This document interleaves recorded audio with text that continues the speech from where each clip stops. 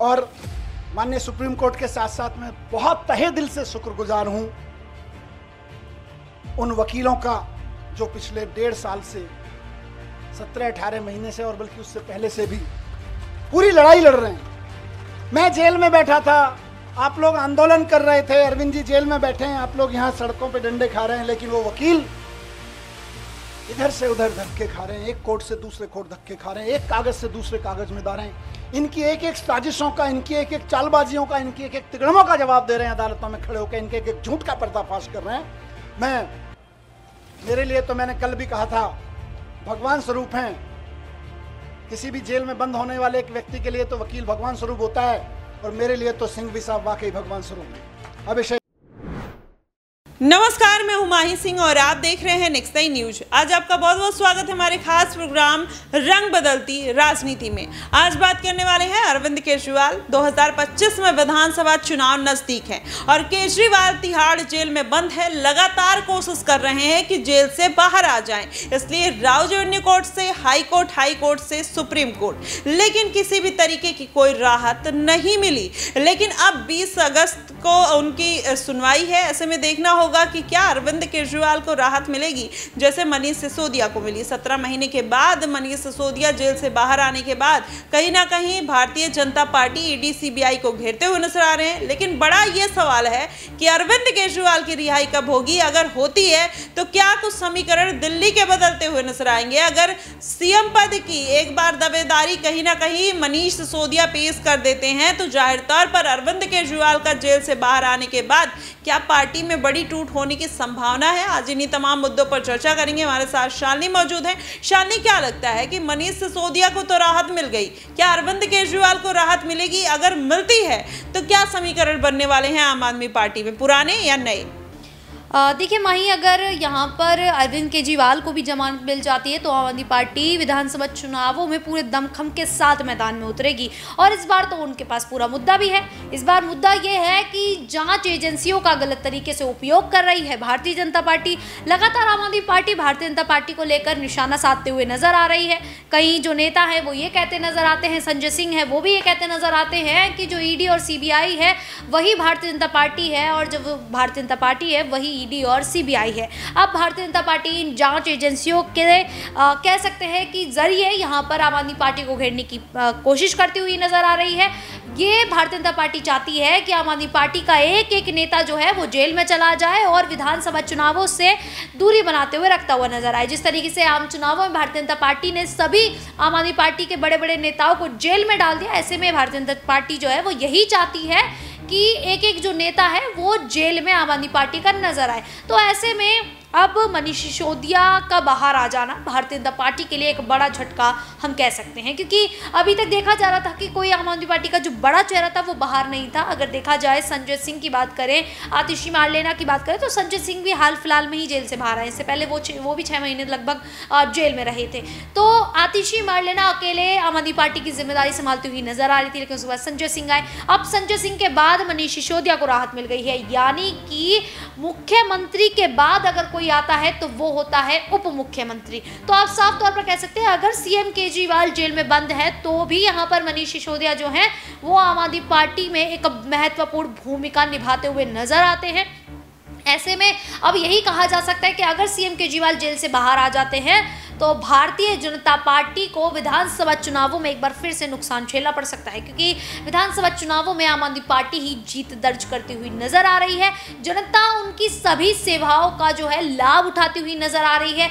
जो जिस तरीके से आम आदमी पार्टी फ्री बस यहाँ पर महिलाओं को दे रही है, अगर जल की बात करें तो फ्री पानी, फ्री बिजली, ये सारी सुविधाएं जो हैं वो आम जनता से जुड़ी हुई हैं। और अगर जो भी जनता से जुड़े हुए जो मुद्दे हैं वो उठाता है तो उस नेता की जीत होनी तो तय है। क्योंकि अगर उत्तर प्रदेश में देखा जाए तो चंद्रशेखर आजाद ने अगर नगीना से जीत हासिल की है तो उन्होंने जनता से जुड़े हुए मुद्दों को उठाया था, इसीलिए जीत हासिल की है। ऐसे में अगर अरविंद केजरीवाल की बात की जाए तो लगातार वो जनता से जुड़े हुए मुद्दे ही उठा रहे हैं। शिक्षा की बात कर ली जाए तो मनीष सिसोदिया के आने के बाद दिल्ली में शिक्षा की क्रांति देखने को मिली थी। तो लगातार वही देखा जा रहा है कि आम आदमी पार्टी न केवल उन सब सुविधाओं से जीत दर्ज करती नजर आ रही है। ऐसे में अब ये भी देखा जाएगा कि आम आदमी पार्टी और ऐसी कई सेवाएं जो है वो जनता के लिए निकालती हुई नजर आएगी, जिससे जनता जो है एक बार फिर से आम आदमी पार्टी को मौका दे, उन्हें चुने और भारतीय जनता पार्टी विधानसभा चुनावों में आम आदमी पार्टी से पिछड़ती हुई नजर आए।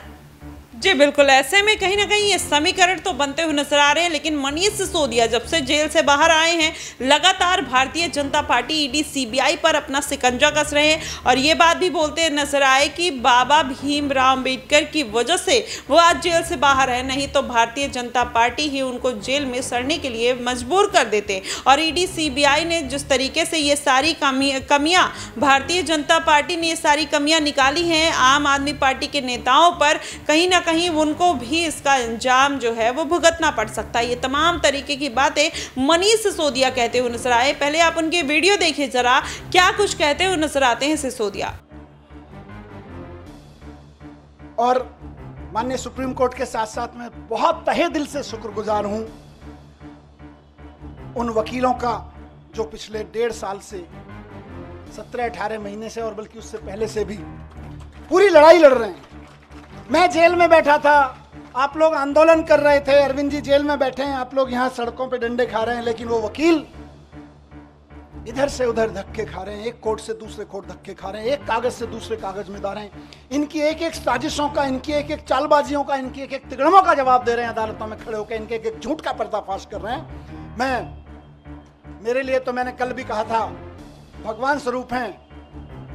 किसी भी जेल में बंद होने वाले एक व्यक्ति के लिए तो वकील भगवान स्वरूप होता है, और मेरे लिए तो सिंघवी साहब वाकई भगवान स्वरूप हैं। अभिषेक मनु सिंघवी जी, जिन्होंने इस पूरी कानूनी लड़ाई को इस अंजाम तक पहुंचाया और जल्दी अरविंद जी को भी बाहर लेकर आएंगे।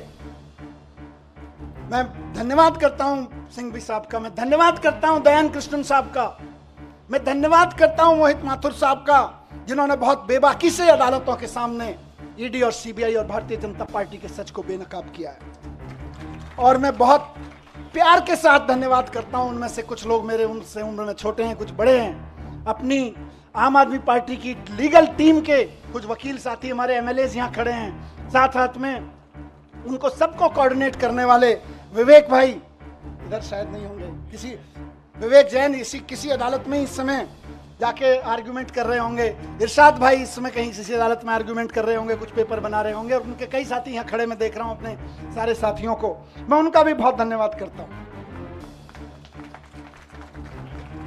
रजत, साथ साथ में मैं शुक्रगुजार हूं देश भर में आम आदमी पार्टी के एक एक कार्यकर्ता का, नेताओं का। मैं तो 17 महीने जेल में था, जेल की छोटी सी एक कोठरी थी, इसकी 1/4 सी, इस पूरे स्टेज की 1/4 कोठरी में कोई नहीं। जब मैं गया था तो मैंने वहाँ के सिपाही वगैरह कहते थे, सर बड़े ऊपर से ऐसी हिदायतें हैं, वैसी हिदायतें हैं। मैंने कहा आप चिंता मत करो, मैं तो जंतर मंतर पे एक अखबार के साइज पे सो गया था, मुझे कोई दिक्कत नहीं है। मैं तो वहाँ से निकला हूँ जहाँ अरविंद केजरीवाल जी और मैं और संजय भाई बनारस रेलवे स्टेशन के, और जहाँ देश भर में रेलवे स्टेशन में रात को 2 बजे ट्रेन आती थी, तो इतने भी पैसे नहीं थे कि रात को किसी लॉज में रुक जाएं, तो जाके 9 बजे खाना खा के स्टेशन पे ही सो जाते थे अखबार बिछा के। हम तो वहां से भी निकल के आए, हमें तो कोई दिक्कत नहीं है। तो लेकिन हम तो वहां सो रहे थे, लेकिन डंडे कौन खा रहा था? जब मैं कोर्ट आता था तो मैं देखता था बैरिकेड लगे हुए और उसकी दूसरी तरफ से नारे लग रहे हैं, अखबारों में देखता था, टीवी में देखता था, आप में से बहुत सारे चेहरे यहाँ खड़े हैं, मैं देखता था ये मेरी बहन को लाठी लगी, ये मेरी बहन को एक पुलिस वाले ने धक्का दिया, ये मेरे एक भाई को पकड़ के खींचा। दर्द होता था और वहीं से ईश्वर से दुआ करता था, इनको सबको सलामत रखना, इनकी मदद करना, इनको ताकत देना। सलाम करता था आपकी ताकत को मैं वहां से, एक एक कार्यकर्ता को सलाम करता हूं मैं, और सिर्फ डंडे खाने के लिए नहीं, क्योंकि भारतीय जनता पार्टी की जो एक्सपर्टीज अभी संजय भाई ने बताई, उनमें एक शामिल है कि दूसरी पार्टी के कार्यकर्ताओं को और नेताओं को तोड़ने के, दबा के, धमका के, सामदान दंड भेद करके, जेल में भेजने की धमकी देके, जेल में भेज के, उनके हमले करवा के, उनको धमकी करवा के एकमात्र एक्सपर्टीज किसी पार्टी ने पाई है तो वो भारतीय जनता पार्टी है। लेकिन उसके बावजूद आप टिके रहे, एक एक आदमी टिका रहा, एक एक आदमी झुका नहीं, टूटा नहीं, एक एमएलए कैसे सारे खड़े हैं। मैं जानता हूं किस किस के ऊपर क्या क्या दबाव नहीं था और क्या क्या नहीं होगा और क्या क्या धमकियां नहीं आ रही थी, लेकिन उसके बावजूद बेबाकी से खड़े रहे, सीना तान के खड़े रहे। उस सीने, तने हुए सीने को मैं सलाम करता हूं आप लोगों को। आप डटे रहे। और आज देखिए मजे की बात, अब तो दुश्मन भी इस बात को मानने लगा है कि यार इन आम आदमी पार्टी वालों में कुछ तो मिट्टी है। जो 17 महीने 6 महीने जेल में रह जाते हैं इनके नेता, उसके बावजूद ना झुकते हैं ना टूटते हैं। किसी मिट्टी के तो बने हैं, ये उस मिट्टी के बने हैं। मैं बताता हूं, ये उस मिट्टी के बने हैं भारतीय जनता पार्टी वालों, जिस मिट्टी पर भगत सिंह का पसीना की बूंदें गिरी हुई हैं, जिस मिट्टी पे गांधी ने गोली खाई थी, जिस मिट्टी पे भगत सिंह के पसीने की बूंदें गिरी हुई हैं, जिस मिट्टी पे खड़े होकर बाबा साहब ने तुम्हारी जैसी लोगों की ताकतों के, उस वक्त की ताकतों के जुल्म झेले थे, उस मिट्टी से ये बने हुए हैं। इनको तुम्हारी तोता मैना क्या तोड़ पाएंगे? ये तुम्हारे सीबीआई और ईडी क्या तोड़ पाएंगे? इनको नहीं टूटे लोग। और मैं जेल में बैठा बैठा दुआएं करता रहा और सलाम करता रहा अपने एक एक साथी को कि ये है अरविंद केजरीवाल की मुट्ठी, ये है अरविंद केजरीवाल की फैमिली, ये है अरविंद केजरीवाल का कुनबा, जिसकी एक उंगली को भी हिम्मत से हिला नहीं पा रहे हो तुम लोग। वाह, फक्र था मुझे सब। आपने कहा ना कि आप आंसू बहाते थे बाहर, मैं कहता हूं मैं फक्र से सीना चौड़ा करके उस जेल की कोठरी में बैठा होता था अपने एक एक भाई पे के ऊपर, एक एक बहन के ऊपर। यह मेरी ताकत थी। जेल के अंधेरे, मैं कहूंगा कि जेल के अंधेरे में यह ताकत तो होती है कि वो तोड़ तो सकती है, लेकिन जिसके बाहर इतना प्यार, इतनी ताकत, इतना सम्मान। मैं कल से उतरा हूं, मुझे किसी ने बोला मनीष जी 17 महीने बाद आ रहे हो, 2 दिन के लिए रेस्ट पे चले जाना। मैंने कहा यार, जेल के बाहर कदम रखने के बाद पहला हाथ जिस कार्यकर्ता ने पकड़ा था और रात को घर तक जो दूर खड़ा था केवल देख के गया है, वो उम्मीद लगा रहा है कि मेरा मनीष सिसोदिया, मेरा भाई बाहर आ गया है। और मैं कहूं नहीं, मैं तो छुट्टी जा रहा हूं यार, नहीं, खून पसीना बहाने के लिए बाहर आया हूं, छुट्टियां मनाने के लिए नहीं। एक एक दिन जो संजय भाई ने नारा दिया है कि इनकी जमानत जब्त कराएंगे, आज से और अभी से लग रहे हैं। और बीजेपी वालों ढूंढते रह जाओगे कहां गई वोटें, कहां गई वोटें। आज से लगना है सबको। जो सुन रहे हैं सोशल मीडिया और मीडिया के माध्यम से, एक एक कार्यकर्ता साथी को कहना चाहता हूं, दिल्ली के एक एक नागरिक को, हरियाणा के एक एक नागरिक को, देश के एक एक नागरिक को कहना चाहता हूं कि इस तानाशाही के खिलाफ तो एक एक आदमी को वोट करना पड़ेगा। सवाल हमारा नहीं है।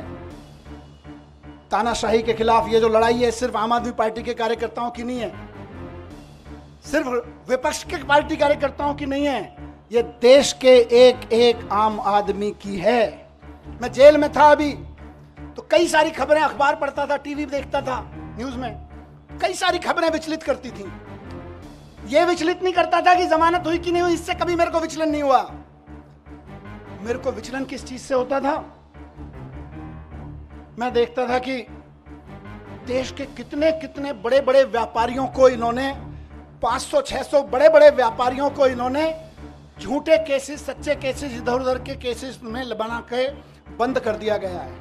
उनका किसी पार्टी वार्टी से भी कोई लेना देना शायद ही होगा, लेकिन आप सोचो कि एक व्यापारी अगर कोई मेहनत से काम कर रहा है और उसके ऊपर क्योंकि उसने चंदा नहीं दिया या उसने आपकी किसी पार्टी के नेता से कोई पंगा ले लिया, आपने उसको उठा के जेल में डाल दिया ईडी के केस लगा के, जो केस आतंकवादियों पे, ड्रग माफियाओं पे लगाए जाते हैं, वैसे वैसे खतरनाक केस लगा के एक व्यापारी अगर जेल में डाल दिया जाता है, उसके पीछे हजारों परिवारों को रोजगार मिल रहा होता है, वो भूखे मरने लगते हैं, उनकी बद्दुआ लगेगी। इनको तानाशाही नहीं है तो क्या है? तो देखा आपने किस तरीके से मनीष सिसोदिया भारतीय जनता पार्टी को घेरते हैं। देखना दिलचस्प होगा कि आने वाले विधानसभा चुनाव में आखिरकार क्या समीकरण बनता है। क्या भारतीय जनता पार्टी इस बार दिल्ली के विधानसभा चुनाव में जीत दर्ज कर पाएगी या अरविंद केजरीवाल चौथी बार भी सीएम के पद पर आसीन होने वाले हैं, यह देखना बेहद दिलचस्प होगा। फिलहाल दिल्ली के सियासत को लेकर आपको क्या कुछ लगता है, आप हमें कमेंट बॉक्स में जरूर बताइएगा। फिलहाल के लिए बस इतना ही। देश और दुनिया की तमाम खबरों के लिए हमारे साथ बने रहिएगा नेक्स्ट टाइम न्यूज पर।